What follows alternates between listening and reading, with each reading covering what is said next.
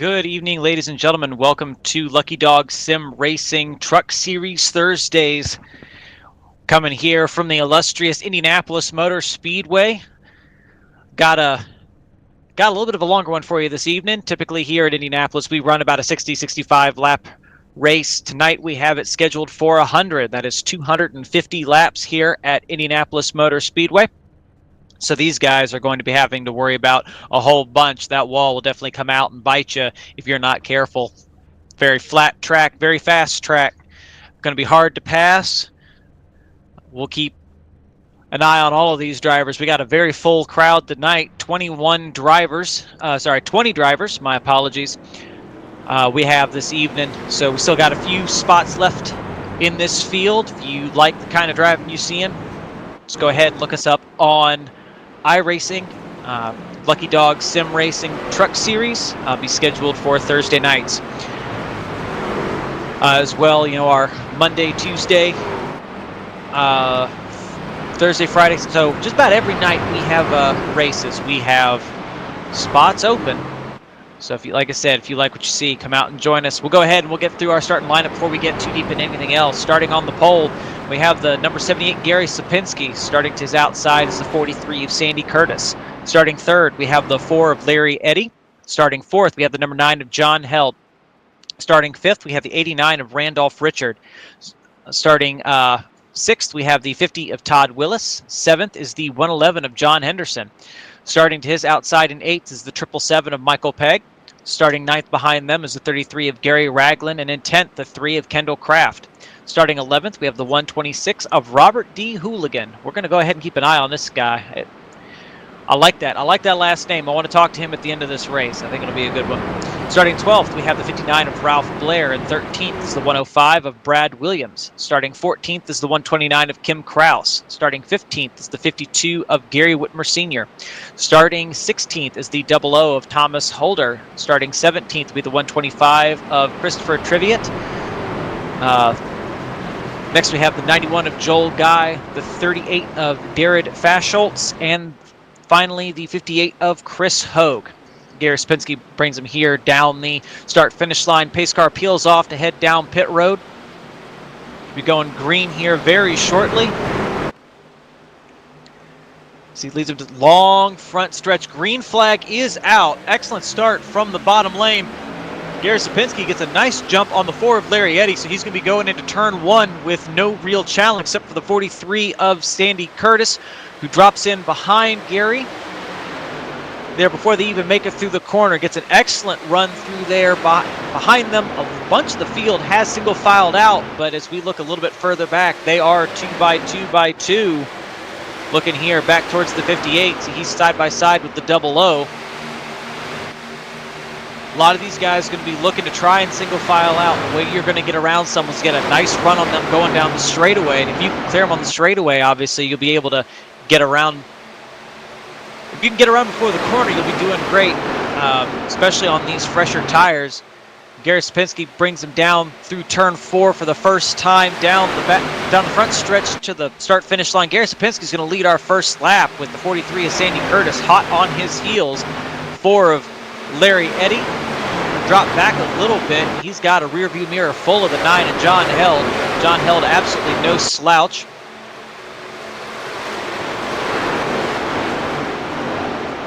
Definitely a guy to keep an eye on all night long. John's very good at maintaining his equipment through a race. Some tracks obviously agree with him more than others, but a much more technical track like Indianapolis here this evening does really work fairly well to his advantage. Let's go ahead and we take a look back here just a little bit. Take a look at the 777 of Michael Pegg here. I want to say out of every track here on the Lucky Dog circuit, Indianapolis is probably Michael's best track. I don't think I've ever run a race here in Lucky Dog at Indianapolis where I haven't had to fight him pretty hard. But even then, such a master at keeping his truck under control here. I don't think it matters really how good you are. What matters is whether or not you can keep Michael behind you. If you can't, then good luck trying to keep up with him, because 10, 15 laps later, he's going to be so far gone, you're not going to know what to do. But he's, started 8th. It's already up to the 6th place. He's already looking towards the inside of the 50 of Todd Willis here going into turn 3. Todd shoots it up the track into the 3rd lane, lets Michael go. You don't want to be stuck side by side here at Indianapolis. I mean, we saw with the waning years of the Gen 6 cars here in the NASCAR Cup Series how you could hardly run too wide here at Indianapolis Motor Speedway. I mean, we saw that Jimmy Johnson very much in contention with Martin Truex Jr. to win a race and went in side by side, just cleaned them both out, just not able to hold that bottom line. Not with a vehicle to your outside. And here in iRacing, really what you run into is not so much the bottom lane gets loose, the bottom lane gets tight and just pushes up the track. And that's something that these guys are going to be worried about all night long. It's so easy to overdrive your corners here. As we've single filed out pretty much the entire way. Draft is going to play a major part in this. Those draft runs going down the front and back stretch really going to keep Sandy Curtis in the hunt to follow Gary Sapinski. Gary's not going to be able to build any kind of decent lead over Sandy Curtis until the tire wear really starts in. Now these guys are already experiencing some tire wear here. Not too crazy, just a little bit. 5 laps in, we're only down about 0.2 of a second, but as this goes on, it's going to get more and more and more pronounced. Some of these guys here looking like they're choosing to go a little bit more of a fuel-saving run. We have our top 4 here doing their best to go ahead and break away. Michael Pegg being that bridge between the first group and then the following 4. So it's about a 9-car breakaway, roughly, that we have between Gary Sapinski and the 111 of John Henderson here, doing a very good job staying all over the rear bumper, the 3 of Kendall Kraft, not wanting to let those leaders get too far ahead of him. But once you look from John Henderson, it's a little bit of a hike, just a little bit, back to the 52 of Gary Whitmer Sr., who is leading that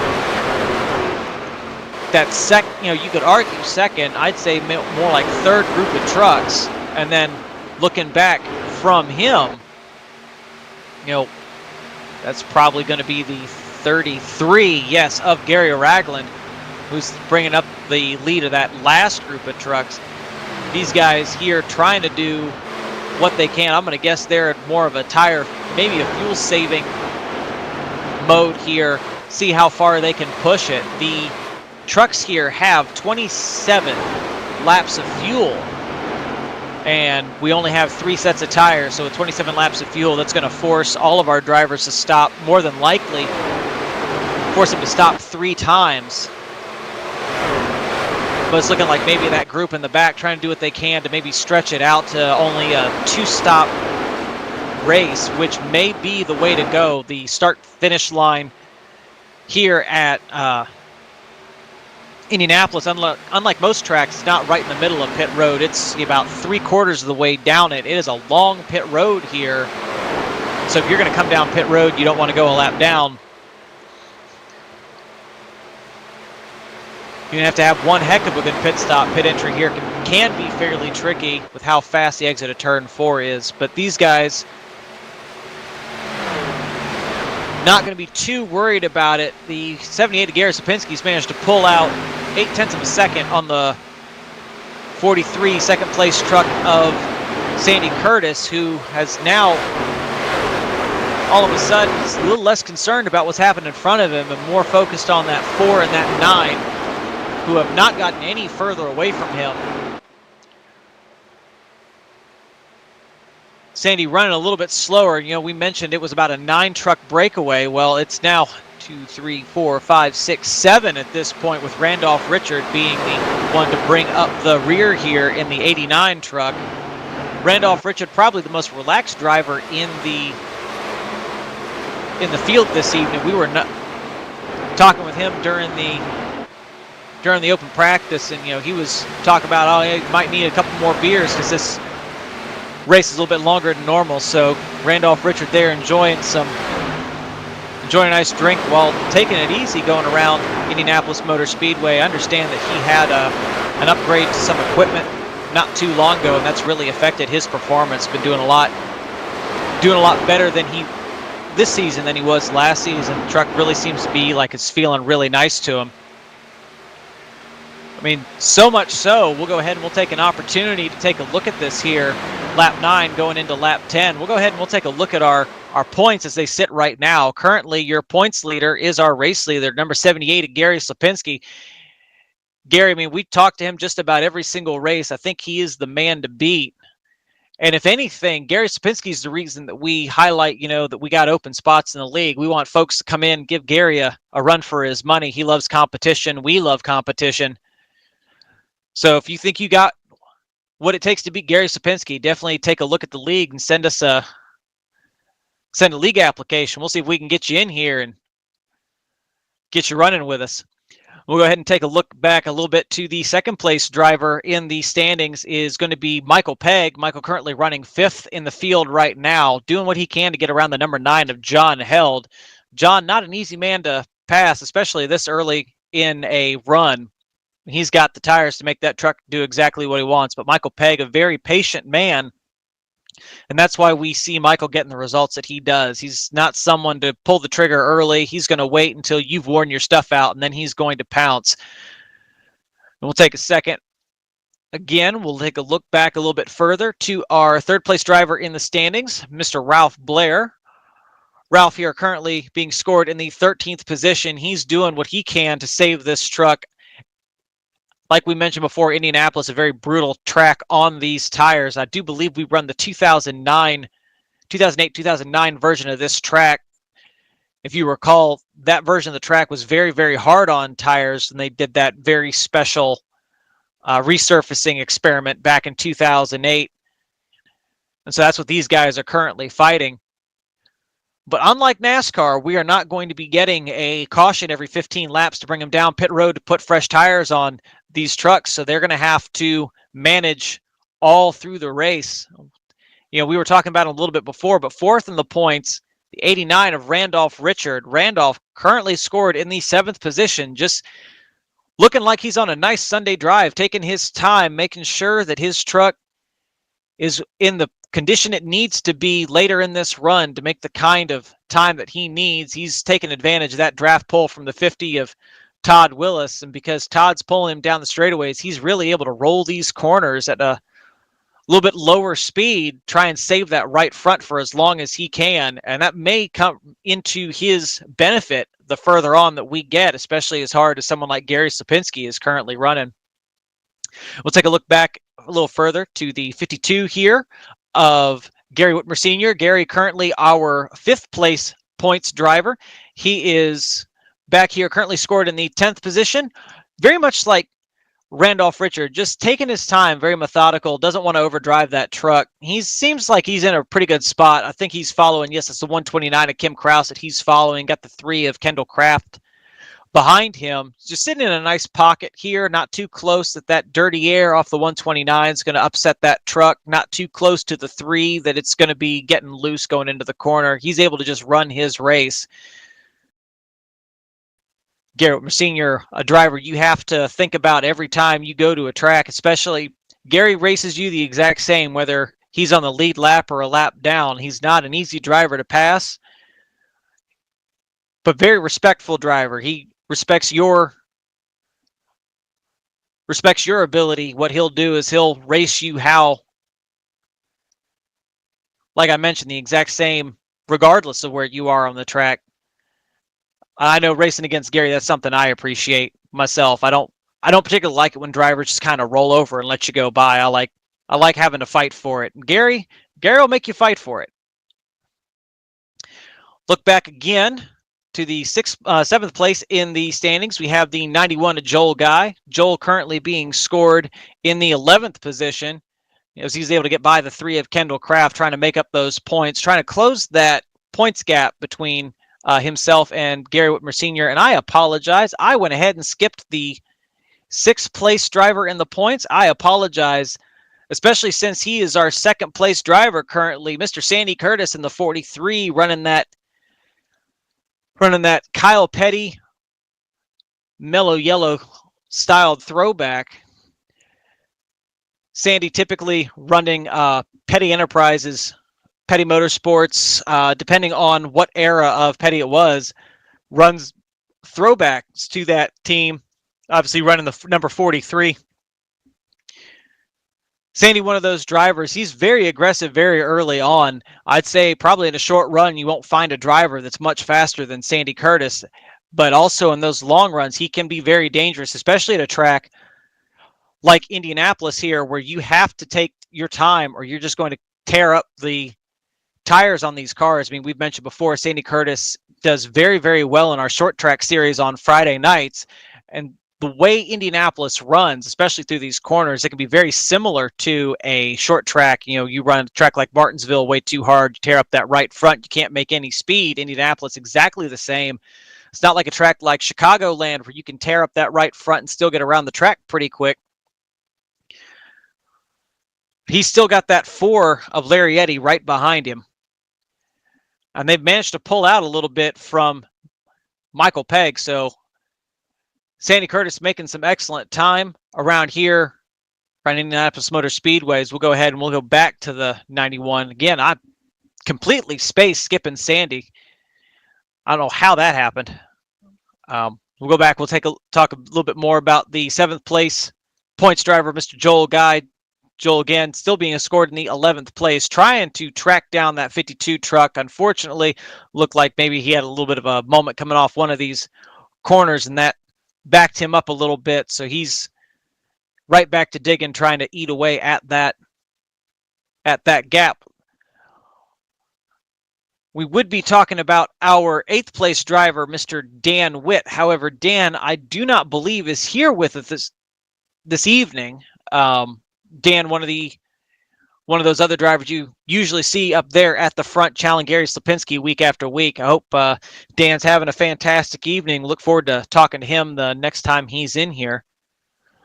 So we'll go ahead and we'll talk about our 9th place driver, Mr. John Henderson. John Henderson currently scored in the 8th position, all over the rear bumper of Kim Kraus there on the 129. They were able to get past the number 9 of John Held. John, we remember, was running up in the 4th position, has dropped back to the 9th position. John Henderson very much, like a lot of the other guys we were talking about, just running his race, not driving that truck too hard, just fast enough to maintain pace with the guys ahead of him, getting a really good pull from the 129 of Kim Kraus. These two, every time they're around each other, they seem to be able to make pace. I mean, they have caught up to the 89 of Randolph Richard. Randolph, we were talking about him a while ago, but they're working on tracking him down. That's something that John Henderson looking forward to, because every position is a point, and these guys, I know the season's winding down, and a lot of these guys will say they're racing for fun, but you talk with them during practice or in the open lobby after the race, and it's very much, for some of these guys, very much a bragging rights thing. And I haven't talked with John Henderson too much, I must confess, so I don't know exactly, but he races like these points matter. So I'm going to assume that he very much cares about it. And I appreciate that in a lot of our drivers, because they care about it. What they do is they go that extra mile to try and make sure that we have that kind of exciting race. They're always going for that extra position, that extra point, that extra mile. John Henderson, just watching him from the booth, that is something that you see that he is always going for, that he does very much enjoy the competition. We'll go ahead and we'll talk about our 10th place driver here in the points. It'll be Mr. Larry Eddy. Currently scored in 3rd place. Focused very much on the 43 of Sandy Curtis ahead of him, and got one eye looking at that rear view mirror filled with the 777 of Michael Pegg. These three trucks currently driving under a blanket. Looks like maybe running as close as he is, Larry's not able to keep that truck pinned down on the bottom like maybe he's wanting. I mean, he's running very, very close behind the 43, and so that dirty air is really upsetting the front end of that truck, but he's still making fantastic pace. These guys currently only about a 1/10 of a second off your leader, Gary Slipinski, who is slowly scooting away, but the way these guys are working together, they're still able to make fantastic time. Larry Eddy, every time we come to really any track. I've noticed, especially in the trucks, Larry is a very fast cat, very much running at the front, usually qualifies well, always runs very well. Usually if he doesn't get a good finish because he got caught up in someone else's stuffs, he goes here looking for a pass on the 43 of Sandy Curtis. Got a really good run going down the backstretch. Not certain that he's going to be able to keep it pinned down. Sandy Curtis just running his lane prevents Larry from being able to make that pass, and then that drops him right back in the lap of Michael Pegg, who is all over his rear bumper. Michael giving him almost bumper lock. Michael looking here, try to get a little bit of a side draft on him. Looking to the inside. Michael might be looking finally to take that third position away from Larry Eddy, but Larry not giving it up. Keeps it absolutely matted there around the outside. Not able to clear Michael. Michael looks like he's a little bit clear here, but the run from the 4, probably looking for a cutback maybe by the time we get down to the turn 3. Whereas Larry, also a very smart driver, he might look at this and go, passing Michael back might not be the best thing to do. I mean, these guys, we are, go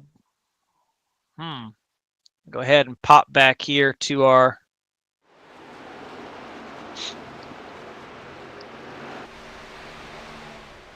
standings screen here. We're 21 laps in here, and so these guys are already noticing the handling of these trucks is really going away. I mean, we started out running 51.5-second laps. Last time by, Larry Eddy here ran a 54.6-second lap. So we've already lost 3 seconds of time from when these tires were fresh. And we also mentioned that these guys only had about 27 laps of fuel. So if we take a look back up here at our leader, who is still running, I think, the best times on the track. His last time by was a 53.6. So I don't know what Gary's doing, but he's able to save so much tire out here. It's almost like he's driving a different truck. I mean, talking with Gary before this race, he mentioned that Indianapolis Motor Speedway is not a track he's particularly good at, and then this man goes out, lays the fastest time in practice, lays the fastest time in qualifying, and is currently leading Sandy Curtis by 6.1 seconds. I don't know about you, but I think Gary Sapinski was pulling my leg about how good he is here. Once he gets in the zone, he's able to really pay attention to what's going on. Once he starts hitting those marks, it's really, really hard to get him to miss them. But back to what I was saying, we were talking about how these guys only have about 27 laps of fuel.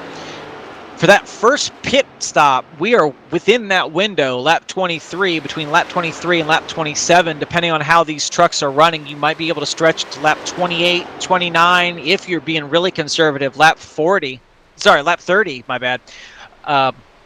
If you can push it that far, then try and cut down on the number of stops you have to make.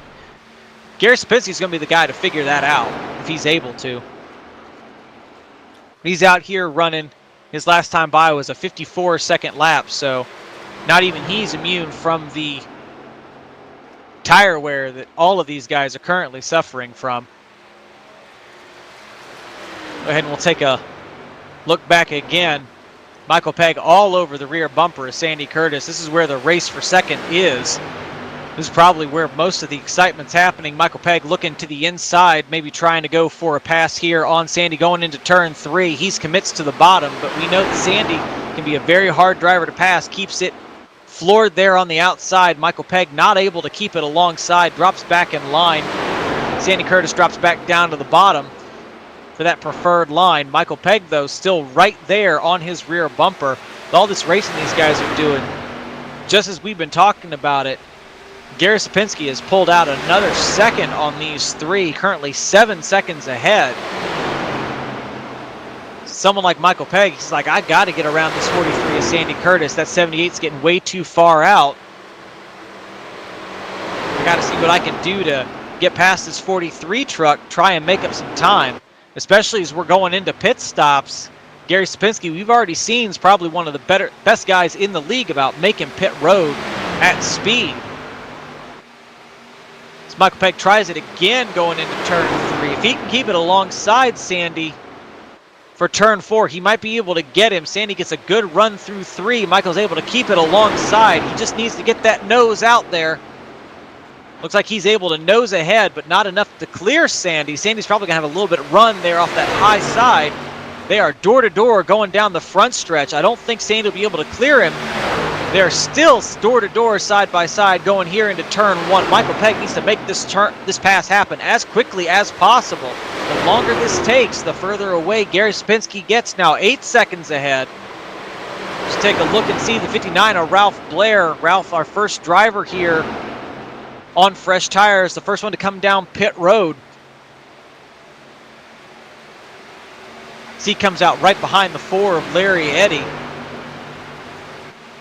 And all these guys ahead of him, they're going to have to be thinking about the fact that these fresh tires are coming behind him. And he was on the lead lap, so he's going to be very interested in getting as far out as possible as he can. Gary Sapinski opts to stay out. Michael Pegg still out this lap. Brings it down pit road. Makes that last second decision. Looks like he was able to make pit road speed. Brings the 50 of, I do believe that's Todd Willis with him. I think that is also the 89 of Randolph Richard. We are really starting to pit here. 3 of Kendall Kraft is coming down, 9 of John Held, and I can't quite tell who that last truck is. I think that's the 52. Yes, 52 of Gary Whitmer Sr. So this is our first big batch of drivers here coming for fresh tires. They are down this very long, very slow pit road. Pit road speed here is 45 miles an hour. Gary Sapinski still coming down pit road. He noticed Michael Pegg came down pit road. He can't let Michael Pegg get a whole bunch of time on him. Brings it down pit road to get those 4 fresh tires. So that'll allow the 59 here of Ralph Blair to get his lap back. Unfortunately, with how long this track is, I don't believe he's going to be able to get back around and take the lead. He'll make up quite a bit of time just having those fresh tires, but I don't think that's going to put him inside of the top 3. But he's going to do everything he can to get up there and catch up. As we take a look, Michael Pegg back out already, heading into turn 3. 59, we were talking about him. He's midway down the backstretch. Unfortunately for him, that's not going to quite work out in his favor, but that did get him back up to the 89 of Randolph Richard, who just came off pit road. So he is contending with Randolph and Todd Willis in that green 50 truck for position. He's going to have the benefit a little bit that his tires are warmed up, so he's going to have a little bit better grip going around this track. As we take a look back, 78 of Gary Sapinski just coming off pit road. He's still got that lead over Michael Pegg. He's currently sitting about 8 seconds ahead, but Michael Pegg coming out of turn 2 full song here, doing what he can to catch up to Gary, but Gary got that fresh air, that clean track ahead of him. All that did give the lead to the 43 of Sandy Curtis. So Sandy's going to get his bonus point for leading a lap. He's coming down pit road to get those 4 tires and fuel. So he's going to do what he can to try and get out ahead. But 78 of Gary Sapinski absolutely hauling the mail down the front stretch. Is going to pass Sandy while he's still in the pits. So that should give the lead. It does back to Gary Sapinski. Where's Michael Pegg going to come out? Looks like he's able to clear the 43. So Sandy Curtis staying out those extra couple laps. That has lost him the 2nd place. Looks like that's also going to lose him the 3rd place as 4 of Larry Eddy rockets by on the outside. Sandy Curtis getting back up speed there on that pit exit access road. It looks like that's going to dump him out right in the lap of Todd Willis, Ralph Blair, and Randolph Richard. Also has the 129 Kim Kraus here. Remember, he was working with some of these guys earlier in this race, so after that pit road cycle, he's just right there behind all these guys that he was able to catch under that first run. And so he's going to set back to try and get through those guys, see what he can do about marching his way forward. Gary Sapinski here lost about a second from when he came off pit road to Michael Pegg. Michael's sitting about 7 seconds back.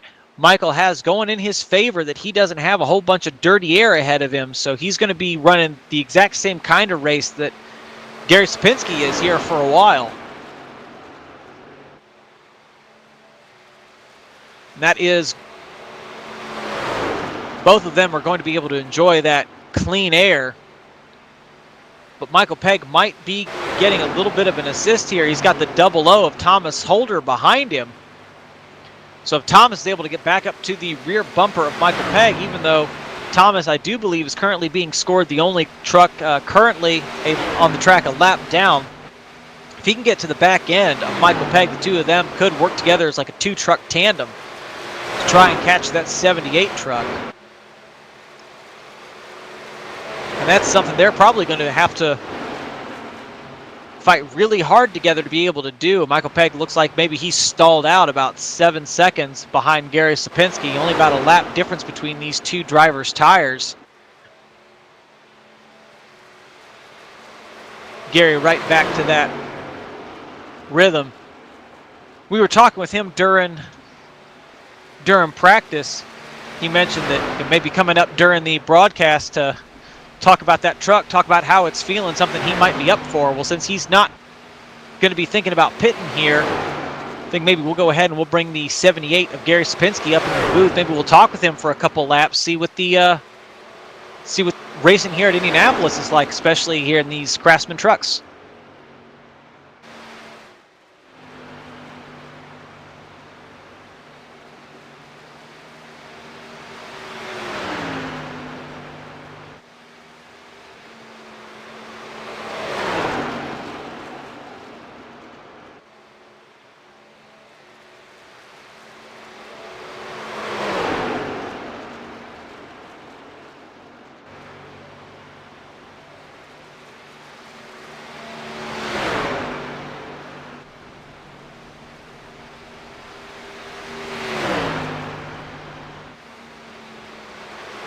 Alrighty, and here we are with the driver of the number 78 truck, Gary Sapinski. Gary, this is William in the booth. You got me? Hey, Will, go ahead. Hey, I think you lied to me. You told me in practice you're not particularly good here, and then you went ahead, fastest lap in practice, qualified pole, led every lap. Sir, I don't think you suck at Indianapolis like you think you do. I don't know. I'm just looking at the relative. I see Pegg catching me, so he's a lot better. He got fresh air now. He does have that fresh air. He's also, I mean, we were noting, he was really getting held up by the 43 and the 4 who were in front of him during that first stint. Was able to clear both of them coming down pit road when he did.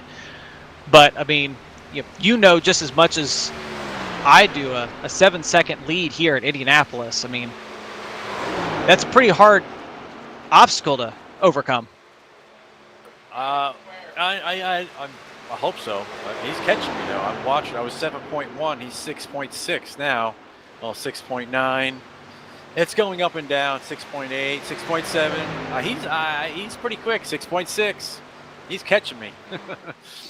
He is. I mean, and it's going to be fun to watch. I mean, once he catches you, we were noticing, when he caught Larry Eddy and he caught Sandy Curtis there on those old tires, he had a bunch of trouble passing them, almost like he ran into a brick wall of air there on the bottom. Yeah. I mean, how hard do you think it's going to be for him to pass you if he does catch you? Oh, well, that's another thing. Catching me, two trucks similar speed, it's going to be tough to pass. For sure. I mean, from your assessment, which do you think is the superior line going around this track for a pass? Is it around the outside or is it around the bottom? I don't know. I haven't tried to pass somebody yet, but I would assume to take the bottom. But I'm not 100% sure of that. Yeah, see, I just pulled away a little bit there. But he catches me, so it goes up and down here. We're very close in speed, so it's just it gets real tight on in. It's like right now I'm starting to feel it. It's getting tight. It's tight off the corners through here. It gets real tight going in, and it wants to come up to the wall real quick. So you got to be careful. I noticed in that long run, this thing got tight as a drum, and it's not fun. And that seems a little different from how it handles early on in the run. I don't know about you, but when I was practicing with it earlier in that open practice, it felt like it ran loose for like 2 or 3 laps, and then before it got, like, for me, almost unbearably tight. Yeah, it's as soon as that new runs off of it, it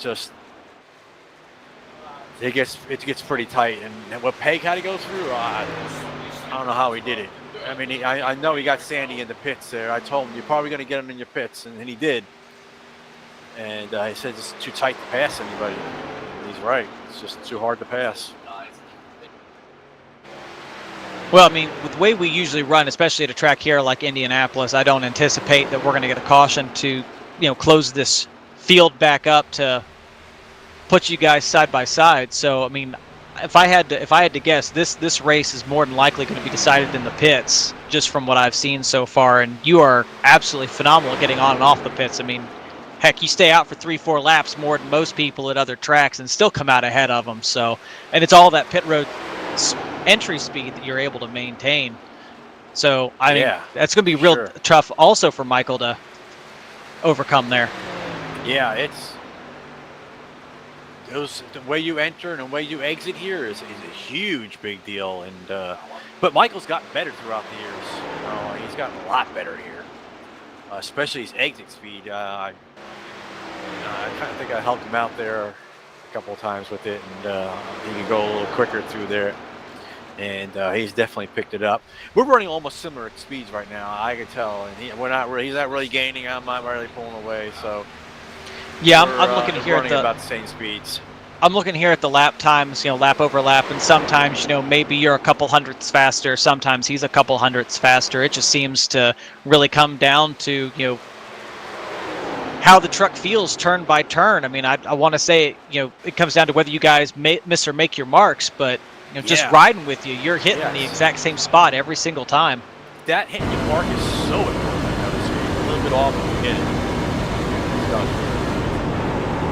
And I really felt it get tight at lap 16. So as you hit lap 16, you know it. You know it starts to get tight real quick.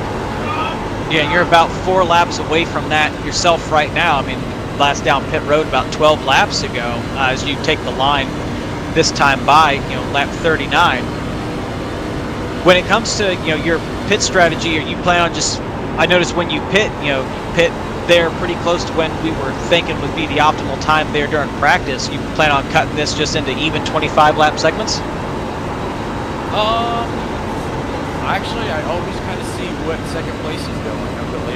The second, third place. That's always my pit strategy. If I'm out in lead, I'll always watch what they're doing, and I can see how much lead have I got, because I have a decent lead right here. And if I can stay out another lap or two, I'll have better tires in the long run, and that would make me better. So I can sacrifice that little bit extra I have on space I have on the racetrack, and that's only going to help me towards the end of the run. Especially at a track like this, it absolutely just mauls your tires lap over lap over lap. Oh yeah. Right now I can feel it time right there. I have to wait forever right there. Well, I think we'll go ahead and we'll drop you back down with your team. Want to thank you for taking the time to talk with us. I know this track, at least from driving it myself, can get tedious if you're out there alone. I've been pressing them. I've been dropping them. Each arm I've been dropping it. The rest of my arms. There's 100 laps here, so. It'll wear you out. It'll wear you out. It's a long one. We're not quite even halfway yet, but looks like you're running pretty well, Gary, and we'll keep an eye on that gap between you and Michael Pegg, and I expect it'll be a fun race as the closing laps. Enjoy the show. Everybody out there, enjoy it. Hit the like button. All right. Thank you for talking, Gary. Thank you. And that was your leader here, Mr. Gary Slapinski. As we were talking, he is currently sitting 6.7 seconds out ahead of second place Michael Pegg here in the 777. And sort of exactly like we were talking about, some laps one of them's faster, some laps the other one's faster. Their last time by, Michael Pegg was over 1/10 of a second faster than Gary Slapinski. And so that's him closing it up there. It definitely seems like, maybe Gary's a little bit better in 3 and 4. Michael's a little bit better in 1 and 2. As we come through here, Gary Slapinski draws it back out to about a 7-second lead, 7.1 seconds now. both these drivers, I mean, he was mentioning it, these two are running very, very similar laps. I mean, that time by Michael was about a half second off. We can definitely see that between all that time he lost. Now currently 7.4. That truck got really, really tight on him. Probably had to get out of it to keep it out of the wall. See, claws another 10th back going there through turn 2, I do believe. We'll go ahead and we'll look back a little bit further through the field for Larry Eddy. Remember, he was battling Michael Pegg and Sandy Curtis there for that second spot for many laps there at the beginning. He's currently sitting 11 seconds back from your leader, Gary Sapinski, about 3.5, closer to 4 seconds from Michael Pegg. Doing what he can to hang on, try and make up that time. Looks like he's able to make just a little bit up on Michael. That last time by, though, we'll go ahead and we'll check this lap. This lap running just that little bit slower, though. He did have several laps where he was trying to get around the 00 of Thomas Holder. I mean, not that Thomas Holder was trying to make it difficult on him, more that just Thomas was in front of him.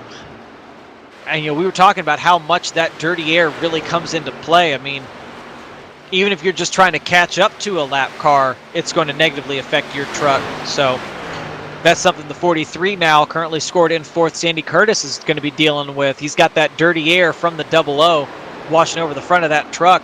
And like we were saying, I mean, what you can see, Thomas not doing anything wrong. He's just running his line. Of course, once Sandy catches up to him, he'll go ahead and he'll let him by. Thomas Holder, a very respectful driver. If he sees a lead lap truck coming up on him, he's not going to hold him up. So he's going to go ahead and move out of the way. He pulls down, slows up, and lets the 43 by. Lets that 43 take that preferred line going through turn 1. That's exactly what we're talking about. Thomas Holder, probably one of the most respectful drivers I've had the pleasure of running with. I do believe we'll go ahead and we'll take a look at Thomas' lap on pit road 15 laps ago. It just looks like that truck maybe not handling the way he wants. And we'll take a second. We'll check in with the 5th place driver, the 129 of Kim Kraus. Kim here started back in the 14th position, currently running 5th. So he's made up 9 positions. Doesn't quite make him our biggest mover. I think that goes to Mr. Joel Guy, who's started. Yeah, so Kim's up 9 positions. I think our biggest mover is Mr. Joel Guy here. Started 20th, currently running 10th. So he's making up some pretty great strides here, making it through the field. But he's currently sitting 32 seconds back from Gary Sapinski. To give you an idea, the 91 is just coming across the start-finish line. Gary Sapinski's just exiting turn 3. That's the difference of 32 seconds here at Indianapolis Motor Speedway.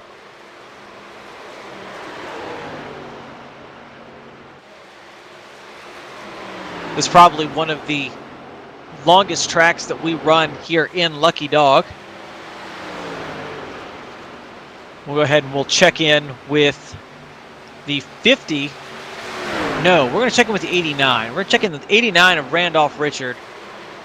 Randolph currently being scored in the 7th position. We were talking about him earlier, about how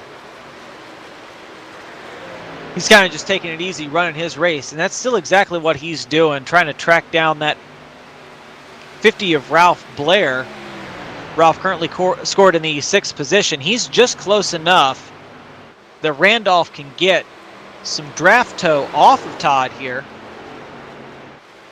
Their lap times, I mean, we're talking about the lap times between Gary Sapinski and Michael Pegg. These two drivers here running very similar lap times. Their last time by Randolph was a 10th faster than Todd Willett. It does look like Todd, though, running a bit of a higher line there through turn 1 and 2. That's not something you usually expect to see as he drops it back down to the bottom, but that 89 has caught him and is challenging for that 6th position. But Randolph having to deal with all that dirty air coming off the corner. You can see that truck really start to get tight. We'll go ahead and we'll ride along with the 89 real quick.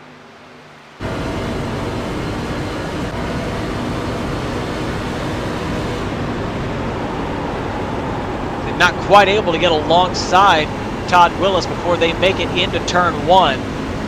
He definitely has a really good turn 1 exit. You can hear all that off throttle time that he had going through turn 2.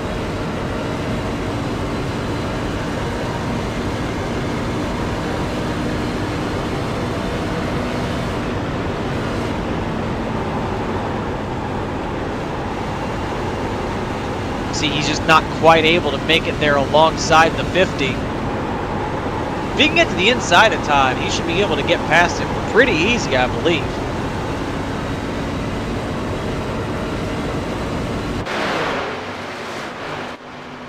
Both these drivers doing everything they can to make up time. They're currently 26 seconds back from our leader, Gary Sapinski. I mean, we were talking about him. You know, he and Michael Pegg were running very similar laps. Michael Pegg now 9.5 seconds back. Not certain if Michael maybe hit the wall or this truck is just not handling quite right on this set of tires. But unfortunately, Michael going the wrong way.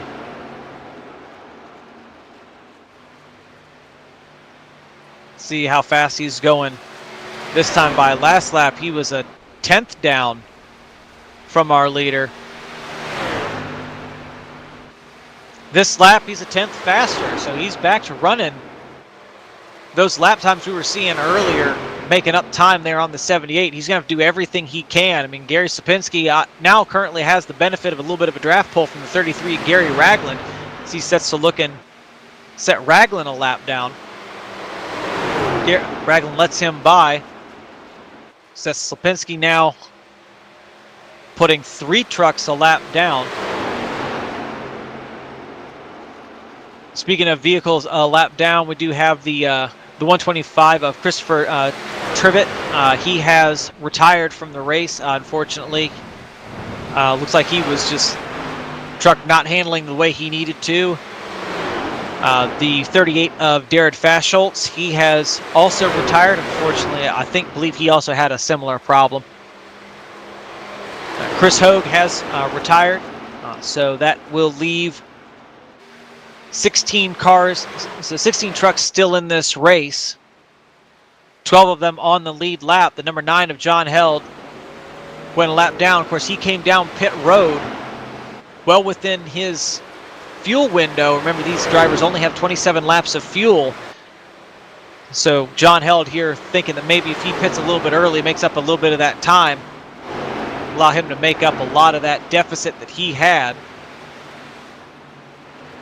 So that'll spit him out right here just ahead of the 50 of Todd Willis. We take halfway. Gary Sapinski just taking lap 51. And it looks like 777 of Michael Pegg has opted to come down pit road. I think he's splitting this race into 4 even quadrants. You know, he's back on lap 25, now pitting here on lap 50. So what he should be able to get his service, get down and away before Gary Sapinski passes him. Gary currently going through turn 3 through the short chute, headed to turn 4. Michael Pegg should be getting his left side. Yep, left side of the truck goes up, so he's getting his left side tires now. He is down and away. Gary Sapinski coming down the front stretch. It'll be close. He's currently looking at a 17-second gap between himself and now second place Larry Eddy, but the truck he's worried about, I mean, we were talking about it with him during that early part of this stint, is that truck right ahead of him. The 777 of Michael Pegg coming off pit road now. You can see Gary really working that wheel. This truck, the handling is going away, but he's coming here full song. Michael Pegg trying to get up to speed.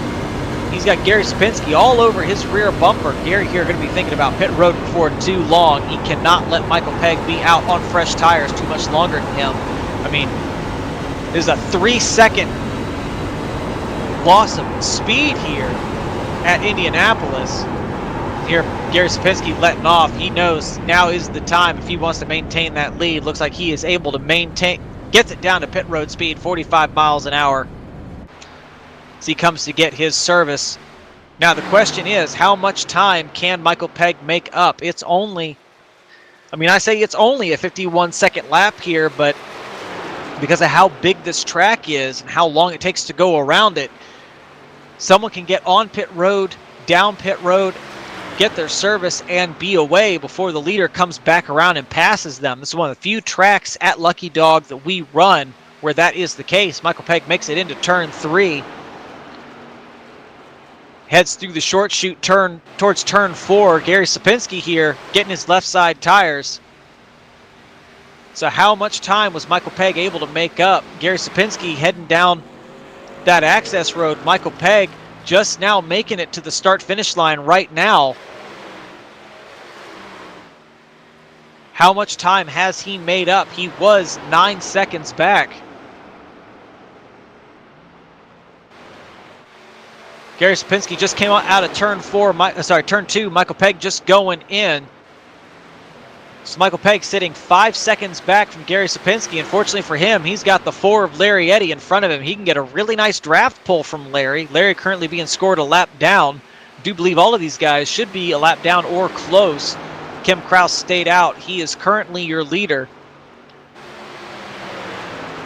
Michael Pegg getting a very good pull here from Larry. Larry on brand new tires. These two can work together. They should catch that 78, who's just that little bit ahead. Michael only 4 seconds back, though it sounds like maybe Larry's going to be letting Michael go by. He does. Michael Pegg clears him before the exit of turn 1. So he sets his sight forward to Gary Sapinski. So currently only 3 seconds separate these two trucks. So if he's able to make up any kind of time, I mean, we were talking, Gary Sapinski does so very, very good getting on and off pit road here. He lost a lot of time to Michael just going that extra lap. Not something we were expecting to see. I mean, maybe a little bit of time lost, but not as much as he did. It's about 5 seconds total is what he lost to Michael.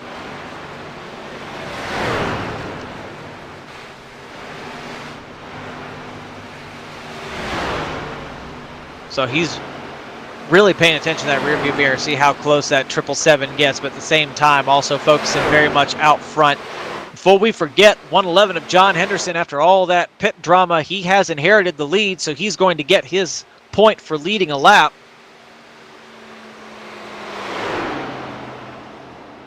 I mean, we mentioned him earlier, you know, just kind of running his race, the kind of race that he wants to run, doesn't really let anyone dictate what it is he's going to do. He comes in with a game plan, and by God, he's going to stick to it. He's now thinking about coming to pit road. Looks like he's able to make that 45-mile-an-hour pit speed limit.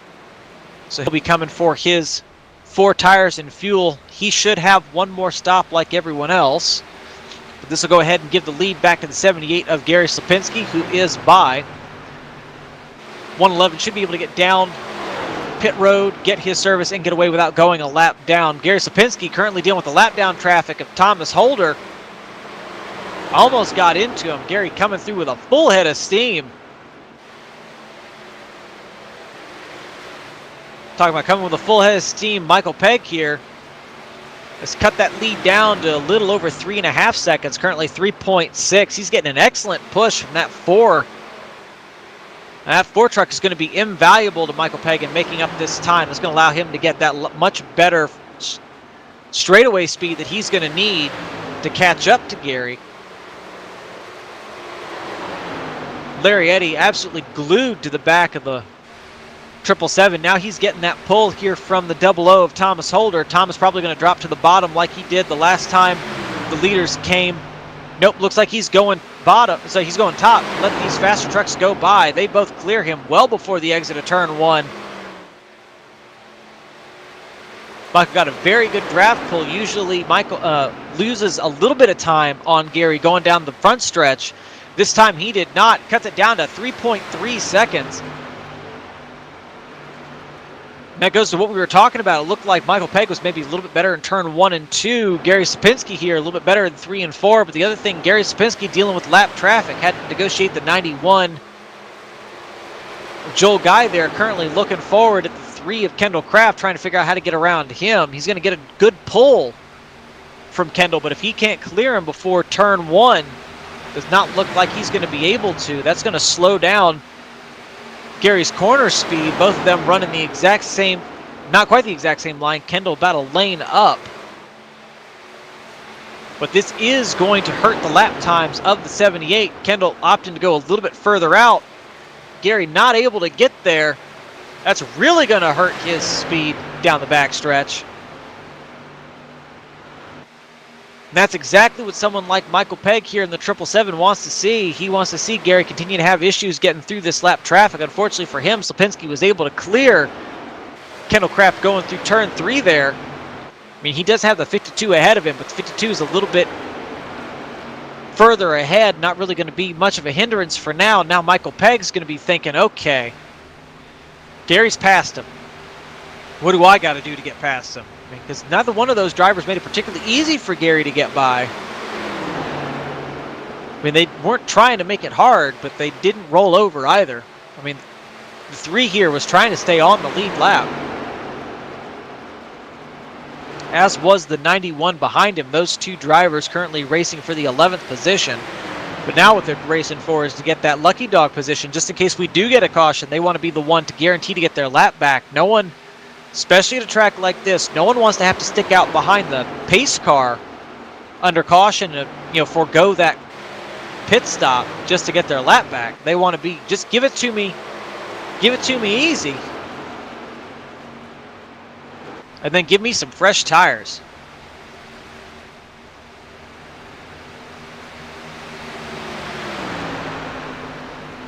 Next second, look back a little bit further. Michael Pegg again, still about 3.2 seconds back, trying to get up to where he can get that little bit of pull from the lap down trucks behind Gary Sapinski. Looking like he's having a little bit of a loose moment. That truck's maybe handling not quite right. It's handling well enough that he's able to make up a lot of time. And it's going to be very interesting to see how these next 15 laps go. I mean, as the laps wound down there in that second stint, Gary Sapinski was able to pull out from about 6 seconds to 9 seconds before Michael Pegg came down pit road. Is he going to be able to do the same thing, or is Michael going to make up that massive deficit like he did this last time? I mean, Michael's currently only sitting 3 seconds back. If he's able to make up the exact same kind of time under green flag pit stops that he was under the last stint, Gary Sapinski's going to be sweating in his boots right there. As he starts to pull ahead from the 91 and the 3. So maybe if I just go ahead and back it up a little bit, just kind of run similar times as Michael, then what I can do is I can try and predict when he's going to come down pit road. I think Gary was telling us he likes to react pit to the guys ahead of him, but with the way Michael's been running, he may have to be a little more proactive about it. Either way, this is going to be a hard-fought race. I expect, like I mentioned in that interview with our leader, this race is probably going to be decided on pit road. We mentioned it almost to the point of sounding like a broken record, but pitting is exactly like gambling. You don't know if you made the right call until the dice finish rolling or the dealer flips that last card.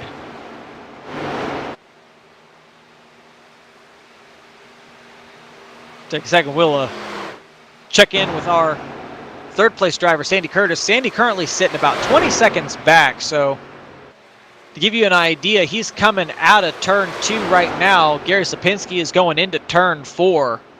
So it's about a half a track difference between these two. Sandy has the benefit and the curse of running by himself. I mean, he doesn't have anyone giving him that dirty air, so he's getting to enjoy all of that fresh air. He gets to feel what it feels like to have nobody in front of you, but at the exact same time, he's got nobody help him catch up.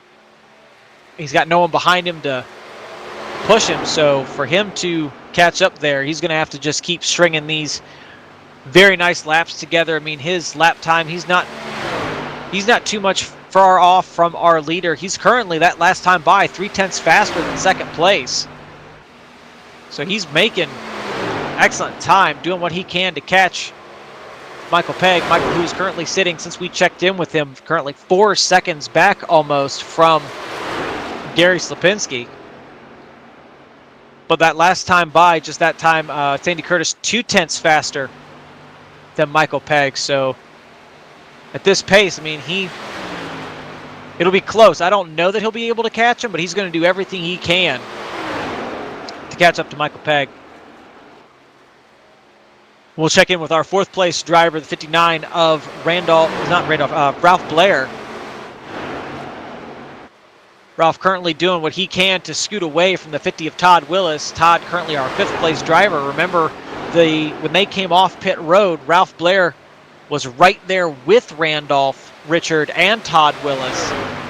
He's managed to clear both of them. I mean, he's sitting about a second and a half ahead of Todd Willis. They're both sitting about 2 to 3 seconds ahead of Randolph Richards. So the handling on that 89 truck is going away. The 59 here, we take a second to look at his lap times. He's running about the exact same lap times as our leader, probably a couple hundredths off. Not too crazy different.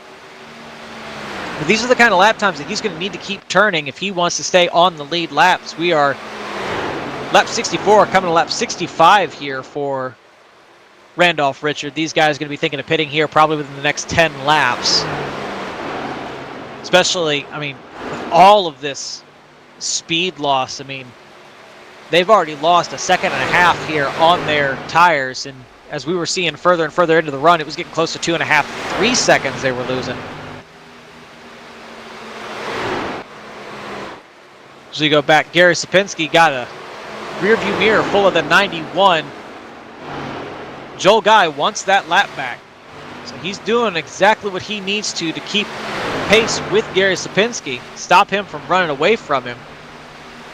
Here's the other thing. Michael Pegg here was able to negotiate the 00 of Thomas Holder. Remember, that wasn't too long ago, but it looks like maybe Michael driving that truck just a little bit too hard. He was 3.5 seconds back. He's now 4 seconds back. Still has a good push from the 4 of Larry Eddy.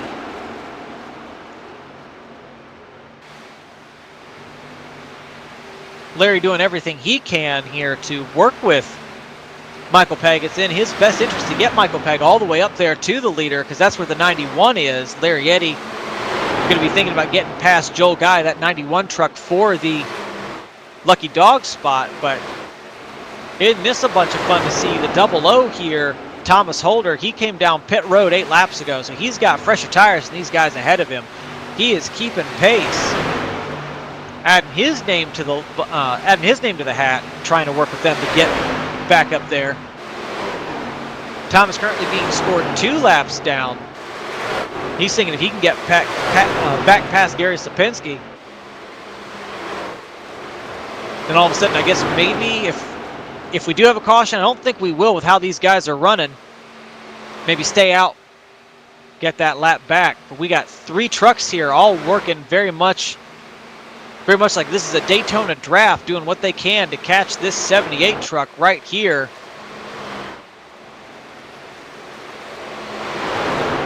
Since those 3 got settled down, they have not fallen back really at all from Gary Sapinski, staying in between 4 and 4.1 seconds back.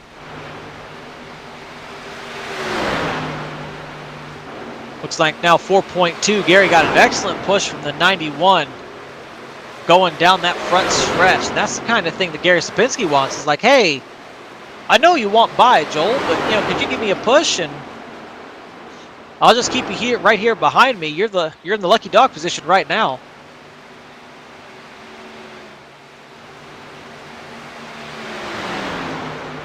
Now Michael Pegg encounters his next challenge, getting past the 3 at Kendall Kraft. Remember, Kendall did not make it easy for Gary Sapinski to get by.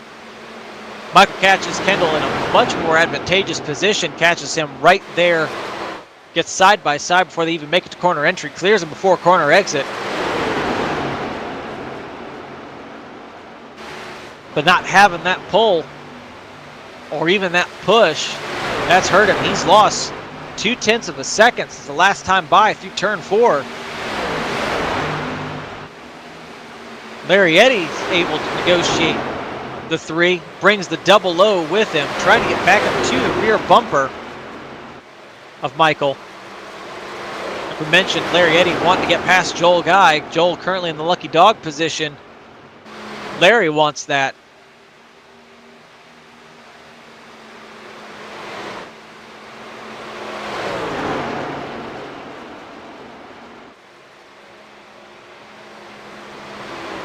And I think this time what we're going to do, I know he's a lap down, but he has been a lot of fun to watch go around this track. What we're going to go ahead and do is we're going to ride along for a lap or two with the 4 of Larry Eddy in his effort to get back up to Gary Sapinski and get his lap back.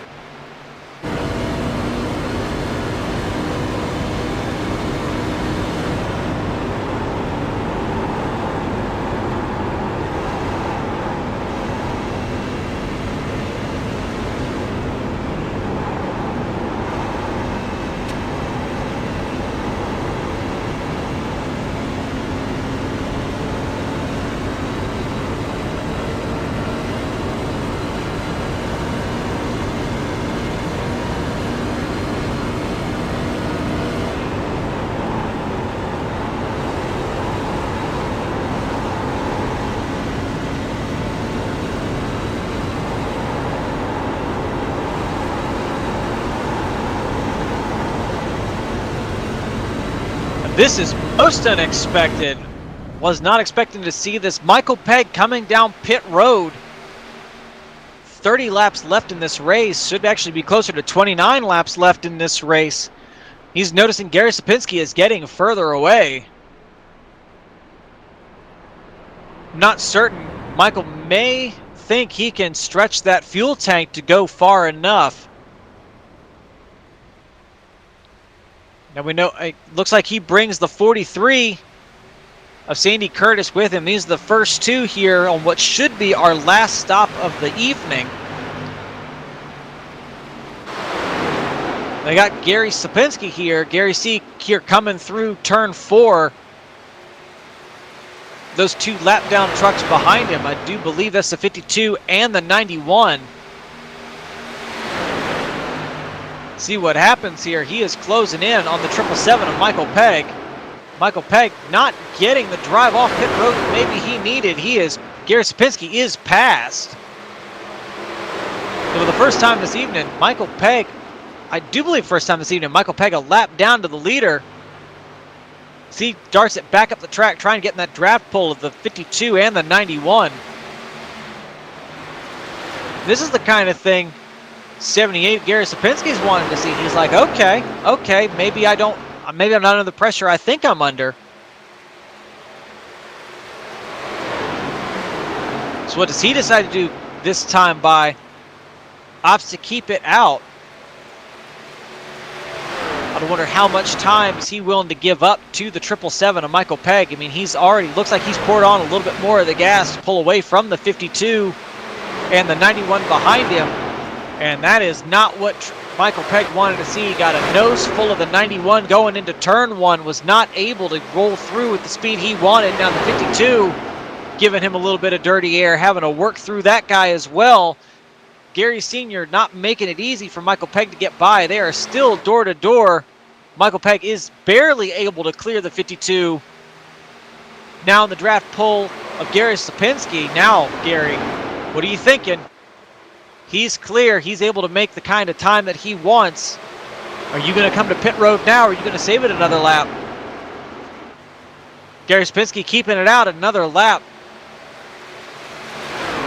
That kind of lead he currently has on Michael Pegg. Michael currently showing, I do believe he should be getting scored in the 8th position. I believe, yes, he is currently scored 8th, so he is our first truck a lap down. 91 got in the wall. Keeps it pointed straight, gets back in the outside wall. Keeps it going straight. We are still green. As we head back to your leader here, he's got a rear bumper all full of Michael Pegg. Michael wants to get around Gary Sapinski, get that lap back as soon as he can. Gary currently running 2 seconds slower than Michael Pegg is. So Michael doing everything he can to get past Gary, but this might be playing into Gary Sapinski's hands. Michael's having to drive as hard as he can to get back out there, but Gary mentioned, taking a little bit easier here on some older tires, run it a little bit longer. Michael not able to clear the 78 despite the tire difference.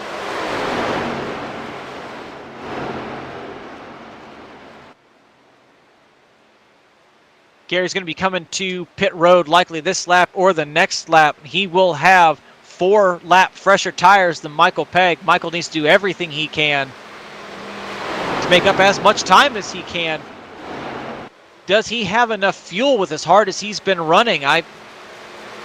Just on my preliminary test, these guys only had 27 laps of fuel. Michael's going to have to stretch it an extra 3 laps. Gary Sapinski opts to stay out. Guess thinking maybe running ahead of Michael Pegg is the better play.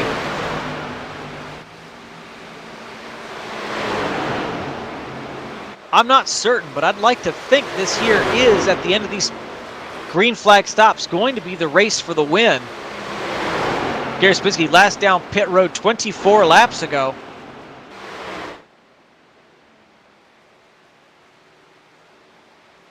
It's very impressive. He's able to maintain that lead he has over Michael Pegg.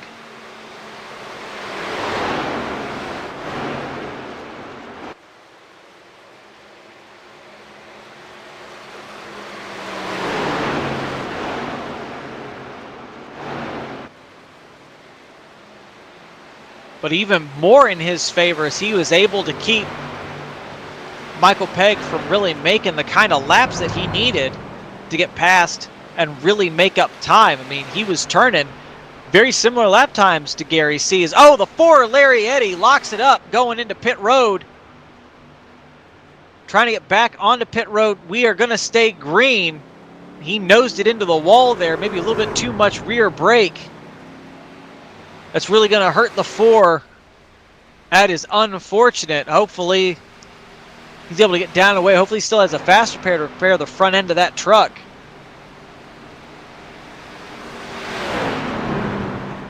Take a look. Gary C. getting his service.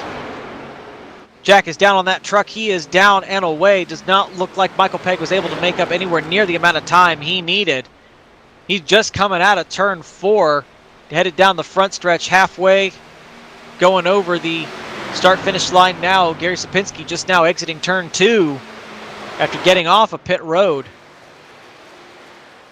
Had a couple close calls, but short of a caution, I don't think Gary Sapinski is in danger. So he's currently sitting on a 13-second lead over Michael Pegg. Currently has a... Go ahead and we'll take a look at our... I do believe, yep, Gary Sapinski is our leader. Should be... No, John Henderson is our leader. Sorry. John Henderson is our leader, currently sitting a second and a half. Looks like he overshot the corner. Got hard into turn 1. Handling on that truck really haven't gone away. 23 laps he last came down pit road. He's just going to let the 78 go by. So he's got to be thinking pit road here pretty soon to get that last set of 4 tires, get some fuel. That truck does not look like it's handling right at all. He should have a fast repair there to get that thing all fixed up, get him back out.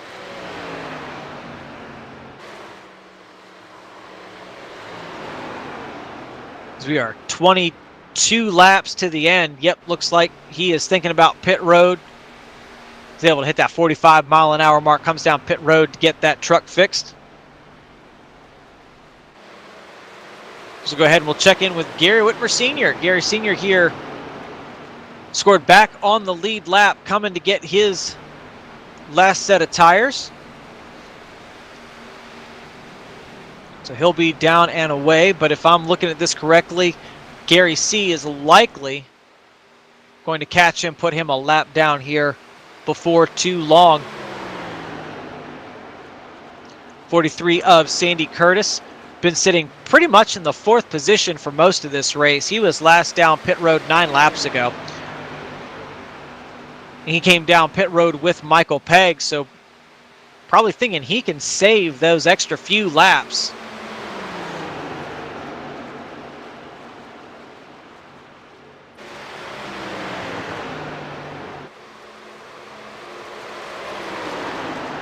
We'll go ahead and we'll ride all along with Sandy Curtis for a bit.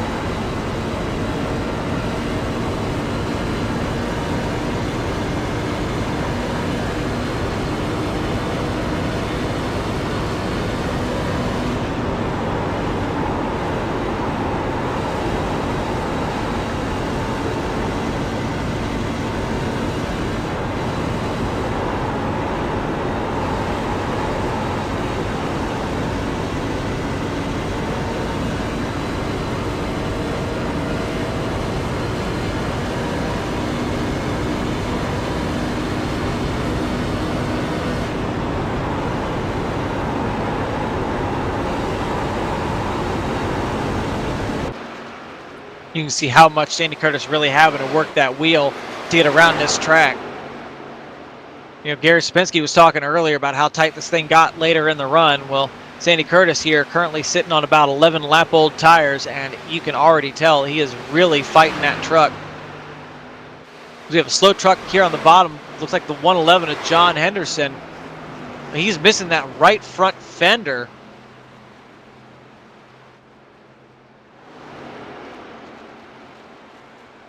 Maybe sounded like he was having a little bit of technical difficulty, drilled the wall earlier this lap.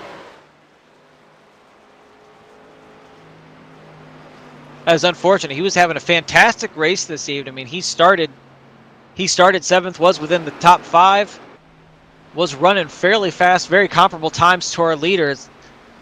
It's like to see this happen to Mr. Henderson. Looks like he's gonna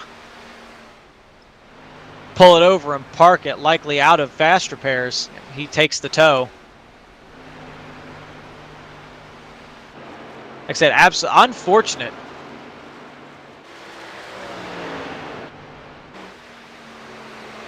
Let's check in with our leader, Gary Sapinski, currently sitting 16 seconds ahead of second place.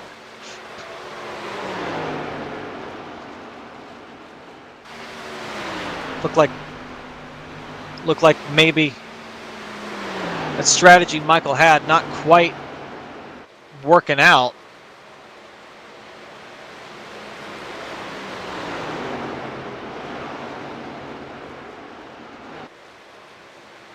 Just kind of trying to hold on to second place right now, doing what he can to stay ahead of the 43 truck of Sandy Curtis, though both these trucks on the exact same fuel strategy. Oh, Sandy Curtis drills the wall there coming out of turn 2. Hopefully that truck is okay. Don't see any wrinkles there on the right front or the little bit of paint scratch on the right rear. Besides that, nothing looks like it's wrong with that truck, so hopefully it continues to at least handle as it has been. I don't want to be dealing with the truck that's all of a sudden overly tight, or all of a sudden after you've been dealing with a tight truck having one that's all of a sudden super loose. Sandy currently running in the 3rd position, having a monumental night. Currently sitting 31 seconds back from our leader, just trying to stay ahead of Gary Sapinski, trying to bring this thing home in 3rd on the lead lap. As things stand right now, I think he should be able to, as he maintains the pace that he's currently running, so long as he's not burning more fuel than I guess he really has to. I mean, that real big problem he's going to have. I mean, he pitted with 30 laps to go, and that's really stretching the tank that this thing has, since we were looking at only about 27 laps regularly. So got to wonder how much fuel saving he needs to do. Michael Pegg here, since we last checked in on him, now 19 seconds back. Looks like he's trying to latch onto the back of the lap down truck Joel Guy, try and see if he can get Joel to help him to the end. Wondering if maybe he was maybe a lap or two short. And with as early as he pitted, that would not be overly surprising.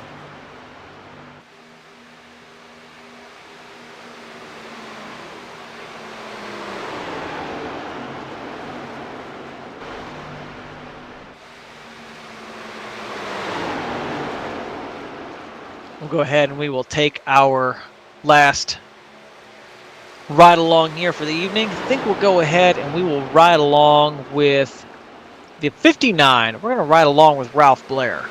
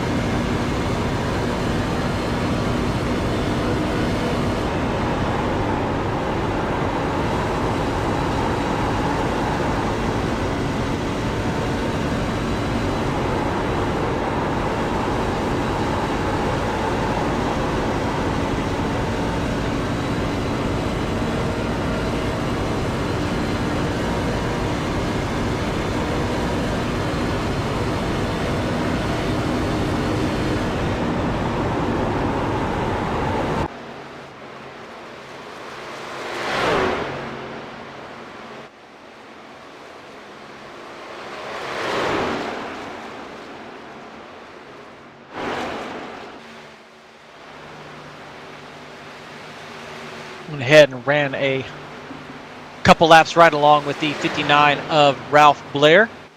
Ralph currently our 4th place truck.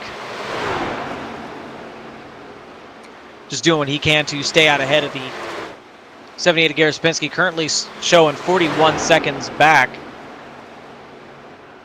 The fortunate thing for Ralph, he last pitted 14 laps ago, so he should have more than enough fuel to make it all the way to the end. He's currently doing what he can to track down this truck.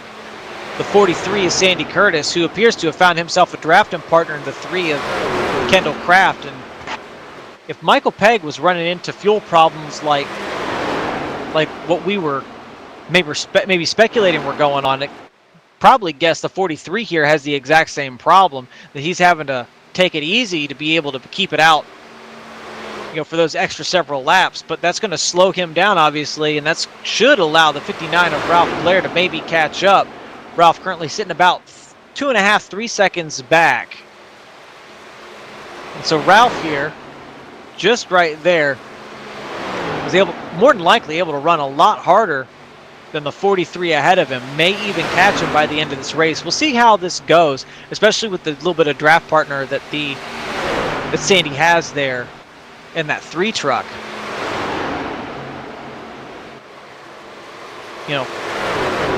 Michael Pegg here running into that problem also. I mean, you notice with how much saving he's likely having to do, his drafted partners are walking away from him. So he's probably very, very close on fuel.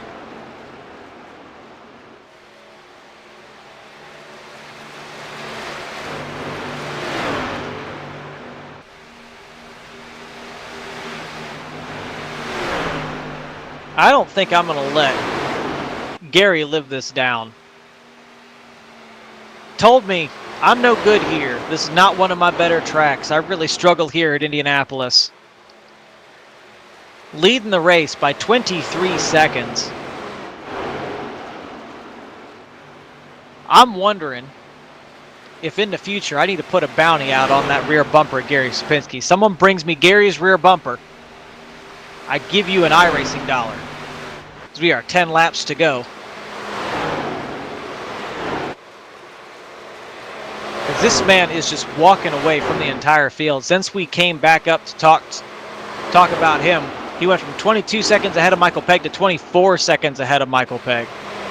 That is half a track that he's got between himself and second place. I'm fairly certain that he could put that thing in neutral and coast from here.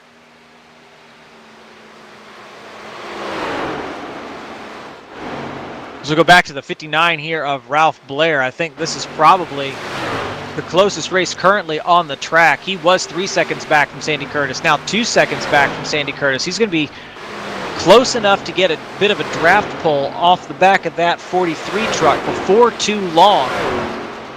So he really closed the gap there going through turn 1.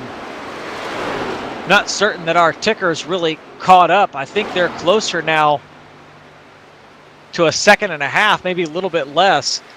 I know it's currently showing 41, 43 seconds there on the ticker, but I think he's close enough to get that draft pull. Yeah, they're now 42 seconds, 43 seconds. Ralph Blair is catching Sandy Curtis. I don't know. Doesn't appear that Ralph is getting any further away from Gary C., but I don't think really that he needs to. He just needs to stay focused right there on that rear bumper of the 43, try and get up to him. Sandy is not going to let that third place go quietly. He made that gamble running down pit road with Michael Pegg there on lap 70. Currently has 22 laps on this tank of fuel, and I do believe that it'll only be 8 to go this time by. So if I think my math is correct, he'll have to stretch this tank to 31 laps. And it's not an easy thing to save fuel here at Indianapolis Motor Speedway, especially as long as these straightaways are, how important exit speed is. You've really got to get going.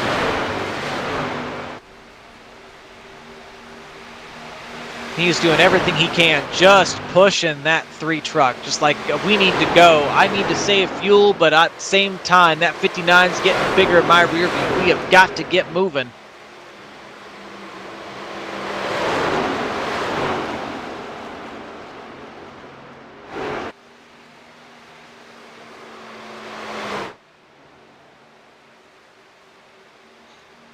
Tell you, the two people really hoping for a caution. I don't think they're going to get it. Is this 43 truck and that 777 truck? Both of those guys have got to be low on fuel. I'd be willing to bet when they come across pit road, they're going to be coming across pit road on fumes.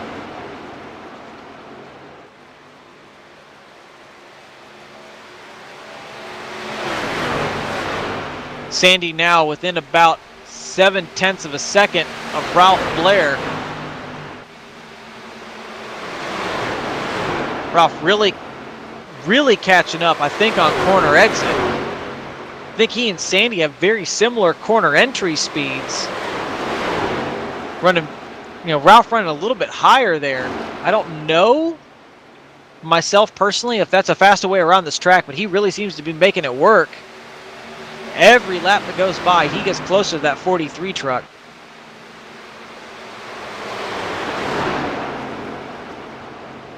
I think maybe he's running a little bit higher up in the corners to stop the 43 from taking the air off his nose.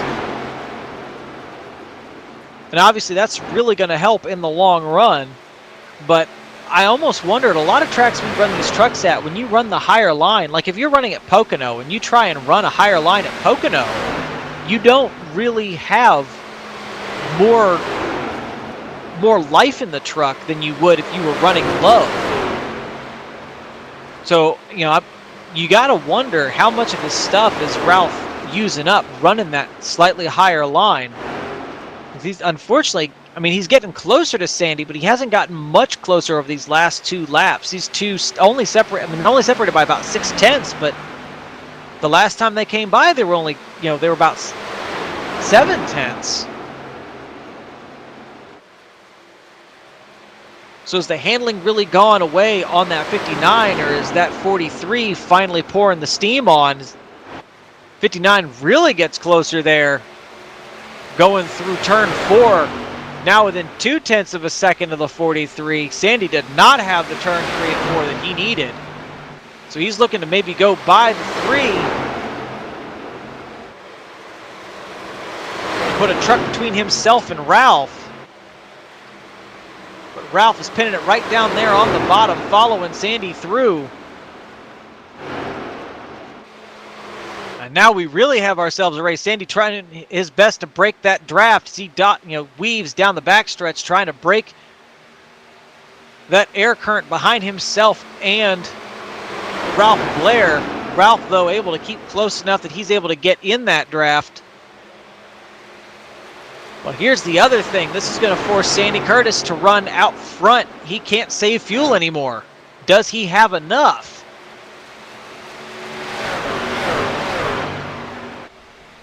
That's the exact same question. I mean, he's still trying to dodge around and keep that 59 behind him, but saving fuel, that's the same question we have about the 777 here. That 91 checked out. He's gone. And the 00 Thomas Holder not in a position where he can help Michael Pegg. So Michael having to make all the lap time up by himself. If he was running low on fuel, he's really got to be looking at that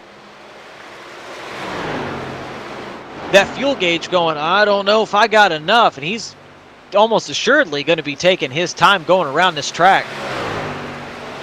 I almost want to do a ride-along with him, but this race here for third place is really heating up. The 59 here coming 3 laps to go for them. For Gary C, it'll be 2 laps to go. These two fighting for second place. That 43 really trying to break that draft. 59 got a really good run.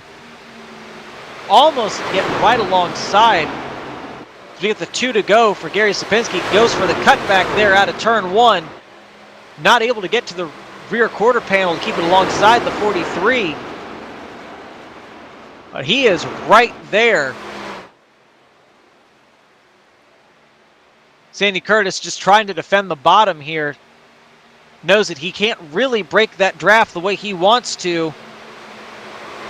Slid to the bottom to try and fake out the 59, shut the door. 59 did not even look like he was going to try and go for that pass. So the 43 still making sure that he is covering all of his lanes. That 59, though, seems like he's just hit a brick wall of air right there. And he is not able to bring it alongside that 43. As Sandy Curtis continues to weave down the front stretch.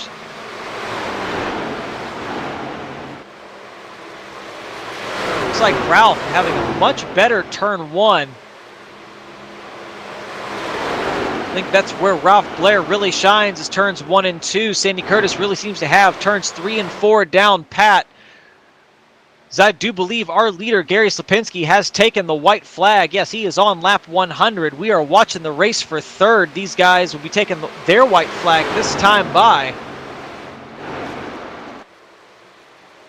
Ralph able to keep it right there, right on the rear bumper of Sandy Curtis. They still have 1 lap to go. Oh, 59 hits the wall. Keeps it going straight. Gary Sapinski, though, coming out of turn 4. He will be coming down the front stretch for the final time. Gary Sapinski is your winner here at Indianapolis Motor Speedway. Michael Pegg here running in second. He is on the back stretch. So long as he doesn't run out of fuel, he should be your second place driver. Sandy Curtis here. I'm hearing tale that Sandy might not have enough gas to make it around, so he's doing what he can to get that little bit extra. That 59 drilled that wall. Looks like Sandy is out of gas. So that'll give third place here to the 59 of Ralph Blair. 777 of Michael Pegg coasted across the start-finish line. He's probably running on fumes. Ralph Blair here, if he's got enough fuel, should be your third place finisher. So he comes down the start-finish line for the last time.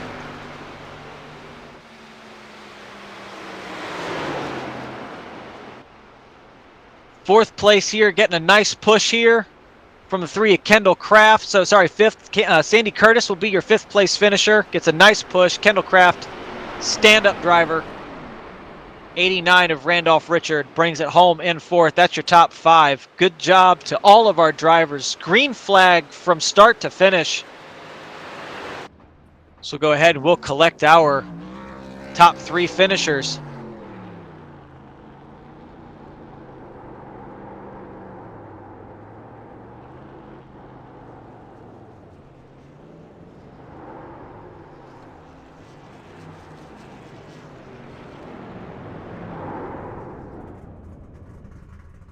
All right, before we start pulling people up here, it does not appear as though Ralph Blair is here for an interview. So we will collect who we have.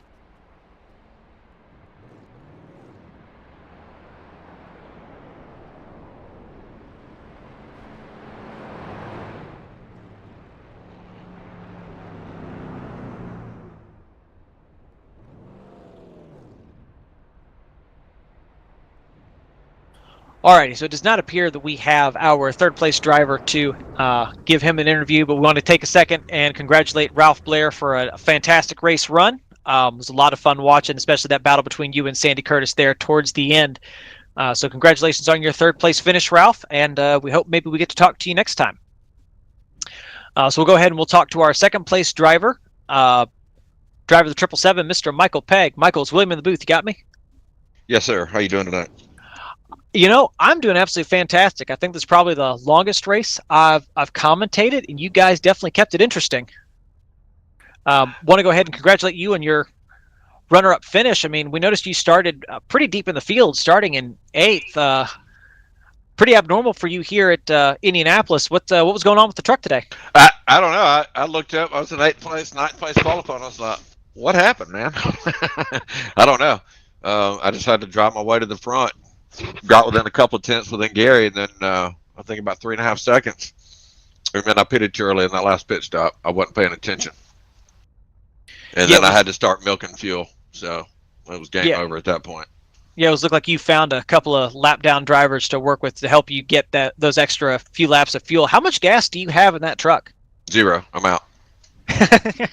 I mean, I had 0.2 when I passed the finish line, and I milked it all the way around. I'm out. We were watching, unfortunately for Sandy Curtis, and he ran out there on the backstretch. I was like, oh my goodness! I mean, if Sandy's running out, is Michael going to have enough to make it? And that was, I mean, that's the masterful driver. You able to get that thing back around even on 0.2. You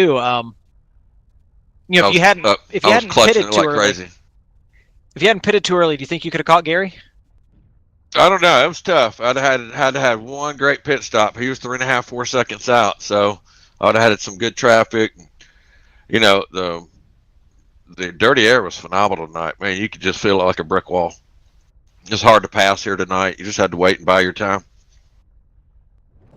Yeah, no, I mean this track. I mean, I think we run the 2008, 2009 version of this track. It definitely seems like you really have to get that position before you make it into the corner to clear it by corner exit. No one had an easy job passing. I mean, I noticed you had a lot of trouble getting past that lap traffic there for a while. Yeah, I was really fighting it, and then I couldn't get around Sandy, so I decided, well, I'll just go ahead and pit now, and it worked out to my favor. I hate that I pitted too early. If I'd have went about 2 more laps on the last pit stop, I'd have been good to go.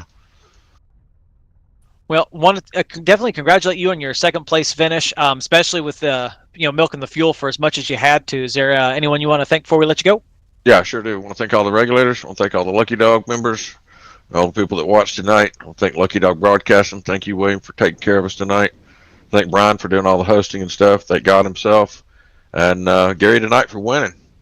And I want to thank Tracy, Molly, and Cash. Well, thank you for taking the time to talk to us. And we'll hope to talk to you next time. Sounds good. Thank you, sir. All right, and we'll go ahead and we'll go on to our race winner, Mr. Gary Slapinski. This is Gary's women in the booth. You got me? Yeah, well. So I'm gonna petition the league to dock you 5 points for lying to me, saying you're no good here. I didn't think I was, but I guess the setup felt pretty good tonight. I don't know. Michael was good tonight. If he would have qualified a little better, I think there would have been a little different show here. But other than that, I think the show was me tonight, and that's all right. You know, I mean, you were mentioning that this truck was, getting, very tight the longer, the race went on, and we know, I mean, Michael's more a fan of trucks that drive very loose. I mean, so the truck was already going against him as the race went on, but I noticed when he pitted several laps early, and he admitted so in his interview. But even then, he wasn't even really able to make up any time on you. I think it's the first time I've seen Michael Pegg go a lap down under green here.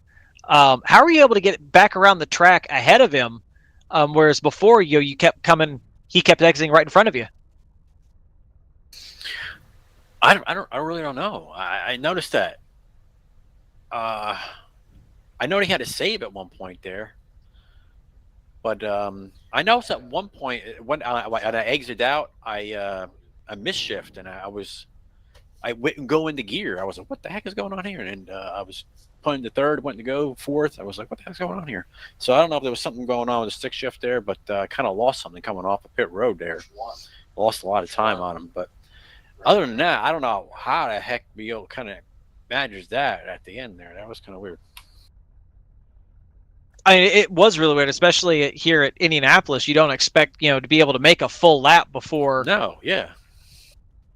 before someone completes their pit stop. So that was phenomenal. So I'm going to guess, as much as you were saying that truck was tight, it was really playing into your favor this evening. Actually, I had really good tire wear. That last run, I had 70, 77, 77. So it felt pretty good to me all night. I think that's a pretty good tire wear, especially at a cheese grater like Indianapolis. Yeah, for sure. Well, I mean, we talked with you quite a bit there during the early portion of the race. I mean, it was definitely the Gary Sapinski show all night long. I think we covered a lot of what I normally would cover with you there, that early interview. So is there anyone you want to thank before we let you go? Well, I'm going to thank all the, as Peg said, I'll thank all the regulators out here, all the drivers. Everybody drove, very nicely. I came up on them. They just kind of just let me go. And they really don't have to do that all the time, but they do. It's a great group of guys in here. I'm going to thank them for all the, kind and, see somebody come and just let them go. And everybody drives very good out here. And it's just a great group of guys out here. And I just want some more people out here come out here and join this league here. And, this Lucky Dogs. And, thank you for all the hard work you're doing for us here. And, Brian, Peg. There's a lot going on here, and this is a great channel. And I'd like to thanks for that. Everybody out there for watching. Thank you. Well, thank you, Gary. Congratulations again on your win. Thank you for taking the opportunity to talk with us, and hope to talk to you next time. Yep. Have a good night. Alrighty, and I think that'll just about wrap us up for this evening. Want to thank all of our viewers for coming out and enjoying this race here at Indianapolis Motor Speedway. I had a blast. I hope you had a blast. Should have short track late models tomorrow night. Should have the Super Speedway Xfinities on Saturday. Obviously, we have Gen 4 Cup cars on Monday, and you should hear from me again Tuesday for our Gen 6 mile-and-a-half series. So I hope to see you then. If you like what you saw, like, comment, subscribe. If you hated what you saw, like, comment, subscribe. Tell us down in the comments what you like, what you don't like, what you think we could do better. But until next time, have a good one.